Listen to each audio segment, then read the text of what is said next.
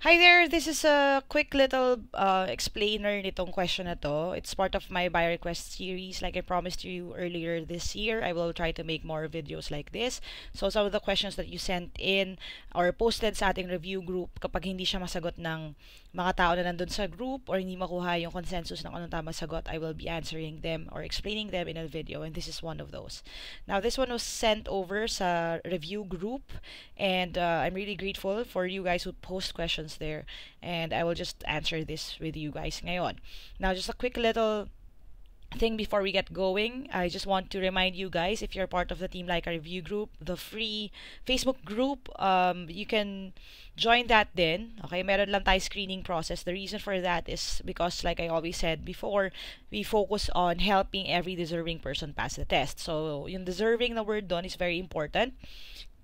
Ibig sabihin nun, kung kayo ay tamad, entitled, rude, bully, or anything like that, you do not deserve to be part of the team. Yun lang yung standard natin. Walang standard sa kung ano yung kakayanan ninyo, hindi, walang standard sa kung kayo ay mayaman o hindi, since all of the information there are free.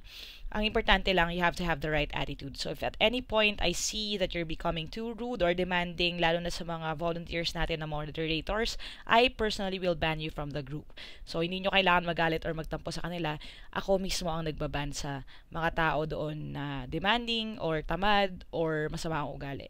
Okay, so ayoko naman na sobrang negative note yung start ng video na to, but really that's something that I really wanted to talk to you about. Okay, now let's try to answer this question. Alright, sabi 1/4% of 32 is 50% of a number. What is the number in fraction? Okay, now the first challenge here is this right here. Some people get confused about that kasi okay, ang 1/4, we all know, is 0.25. If in case you don't know kung paano siya naging 0.25, I have a video on fraction evolution. You can go ahead and watch that, yung conversion. And ang problema dyan, if you just put 0.25, kulang yon kasi may percent ka pa. So, sabi kasi sa problem, 25% or 1/4%. So, ibig sabihin hindi kaya pa final dyan, i-move mo pa yung decimal place 1, 2, 2, places. Kasi ganun yun pag nag-percentage tayo. So, ang tamang number dyan is actually 0.0025. And then yung off means times. I discussed this in equation construction. That's another video. I'll put the links ng mga relevant na lessons na lang dito sa description box or dito sa I button sa taas. Okay, so 0.0025 off, so that is times 32 is. Now, ang is means equals sa equation construction equals 50%. Now, ano ang 50%? Again, same thing ginawa natin kanina. Pag nag-percent ka, from here, you would move the decimal point 1, 2 times. So, that would give you 0.5. And then off, again, off a, so that is times uli, number. At dahil nawawala yung number na yon, that would be your x. Okay? So, 0.5 times x. Yan yung itsura ng equation. Okay? And then, yan lang yung isosolve natin. Okay? Now, ibababa lang natin yan. So, 0.0025 times 32. Okay? I-multiply mo lang siya. So, again, if you want to do yung long cut, ang itsura niyan would look like this. 32 times 0.0025. Ganyan. Okay?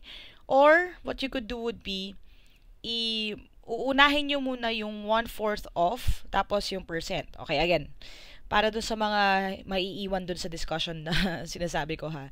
All of these things, again, I already explained naman in earlier videos. Again, walang masama kung gusto nyong gawin ito, kung gusto nyong i-multiply that way.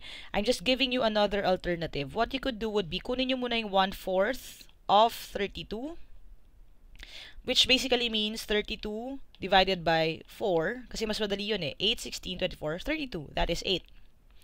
Okay?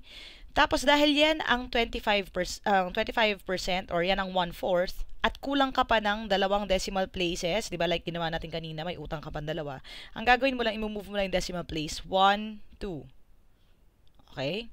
So, ang answer would be 0.08.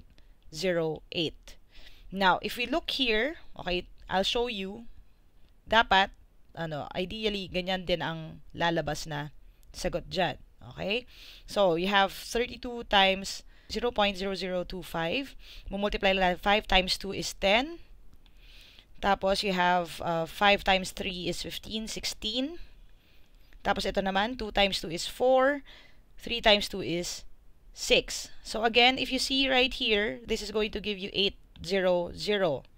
Kaya lang, dahil meron ka pang decimal place, okay, igagalaw mo ngayon 4 times. 1, 2, 3, 4 para mawala yung decimal place. So, ito, gagalawin mo ngayon 4 times din pabalik. So, 1, 2, 3, 4. So, if you notice again, 0.08 pa rin ang lalabas. Pareho lang siya.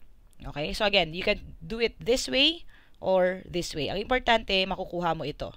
So, sa left side, you have 0.08 tapos equals 0.5x. Now, this time, ang gagawin na natin, tatanggalin na natin ngayon yung 0.5 sa kabilang side. Divide mo both sides by 0.5. This is just equalities. Again, I discussed this in a video na rin kung naguguluhan kayo. Para makancel ito, ganyan ang gagawin mo. So, mangyayari, x is equal to 0.08 over 0.5. Now, para hindi masyadong nakaka-stress, again, i-move natin decimal place, 2 times dito, 1, 2, 2 times din. So, this will be equals, ito x, 8 over 50.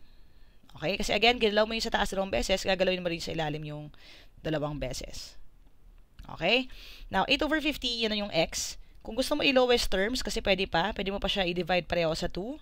So, 8 divided by 2 is 4. Over, that's 50 divided by 2 is 25. O, wala ka na magagawa. So, the answer would be 4 over 25. Okay, so yan yun. Again, this is something that you just need to practice on, yung pinaka-theories nito.